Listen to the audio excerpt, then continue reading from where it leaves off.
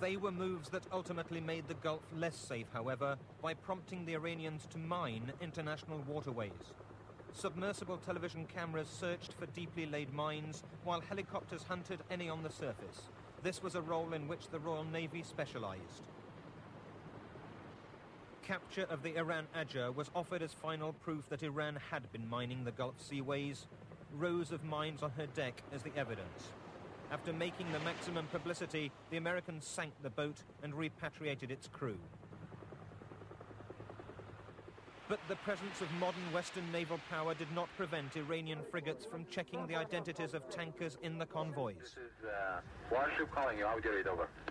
Yes, loud and clear, warship, loud and clear. This is the British tanker Isomeria. Go ahead, please. Your ship. What is your ship's name, please? Ship's name is Isomeria.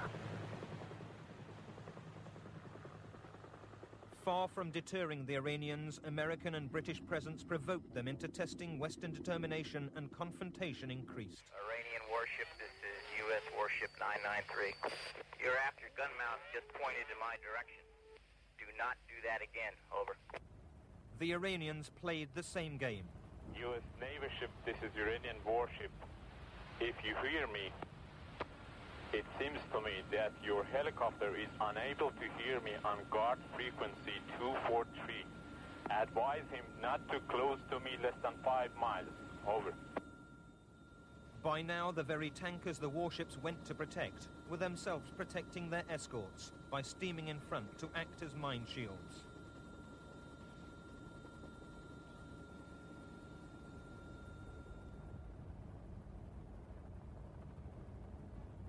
No bigger a contradiction, perhaps, than America's reaction to the Iraqi Exocet missile attack on the frigate USS Stark, killing 37 crew. The Americans blamed the close proximity of a shadowing Iranian gunboat and, far from retaliating, accepted Iraq's apology and redoubled efforts to prevent Iran intercepting Western oil supplies. Tit-for-tat attacks on oil installations followed. The Sea Island city terminal 10 miles off the Kuwaiti coastline was hit by Iranian missiles. Its temporary disabling was retaliation for a United States attack on Iran's Rashidat rig, which was not just an oil installation, but acted as a base for Iranian speedboats. These were crucial weapons in the Iranian armory, used so effectively in their marshland offensives. Tragedy followed their attack on the American cruiser Vincennes. Incoming boat spotted on radar. Good for tanker 032 in the haze. Got a visual on above, and we're coming inbound fast. Almost simultaneously, another apparent attack is identified. 15 miles. Its SAM missile is fired, unknowingly not at a warplane, but a passenger jet. Had it, got it. That's a dead on. 290 civilians died, and with them, Iran's hopes of victory. Its leaders now believing the superpowers would stop at nothing to prevent Iraq losing. Iran, meanwhile, made its most important land gain, the Four Peninsula, taken in 1986 in a major thrust against the old target of Basra. This effectively cut Iraq off completely from the Gulf and the disputed Bubiyan Island area that would lead to its invasion of Kuwait. Offensive Wa al-Fajr 8 brought Iranian forces closest to the objective that had eluded them for so long. 3 Iraqi armored columns were destroyed as the Iranians made gains they were to retain for nearly a year. They had caught Iraq's static defenses by surprise to occupy land of no military importance but immense political significance.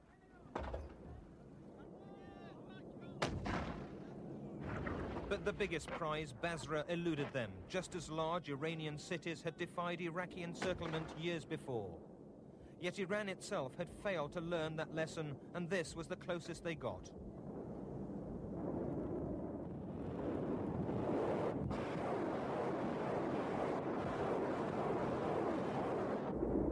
Devastating barrages by rocket and artillery, backed by armored assaults, eventually enabled Iraq to break the Iranian stranglehold.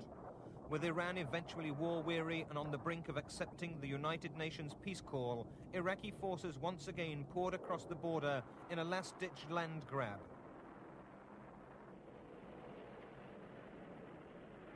Although the war had failed to produce a clear victor, Iraq's supreme leader Saddam Hussein contrived to convince his people that they had won despite failing in all his war aims.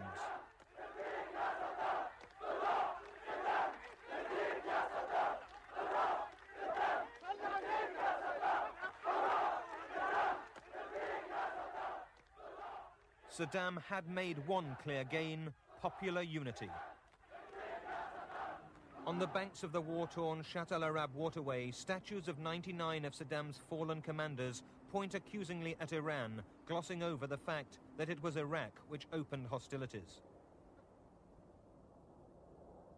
Grandiose monuments like Baghdad's Arch of Swords were erected to celebrate Saddam's triumph over the hated Persians, complete with its cascade of helmets from the battlefields.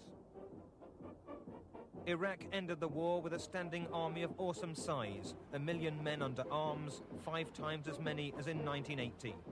They were armed with the latest rockets, tanks and artillery. But to pay for them, Iraq's economy had been mortgaged to the tune of nearly $100 billion.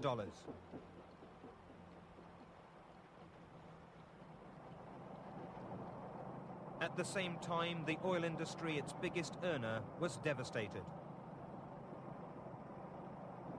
10 million shells had landed in the Basra oil fields alone, and essential facilities now lay in ruins.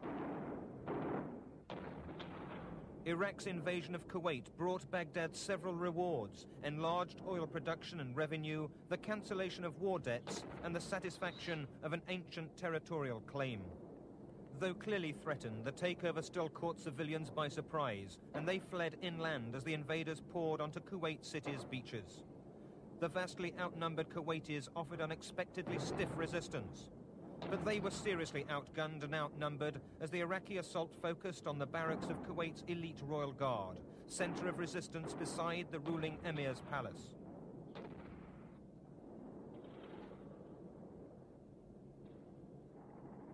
That resistance crumbled with the arrival of Iraqi helicopter gunships, but the world reacted with unprecedented solidarity. The United States aircraft carrier Independence spearheaded a huge multinational force gathered to police the Gulf and support the state next thought to be at risk, Saudi Arabia.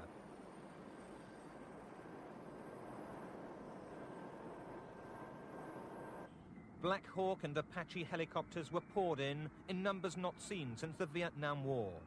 Armored divisions, American and British, were shipped to the area, backed by troops from the United States and Iraq's rivals for Middle East leadership, Egypt and Syria. Hundreds of thousands of men now prepared for a further Gulf War.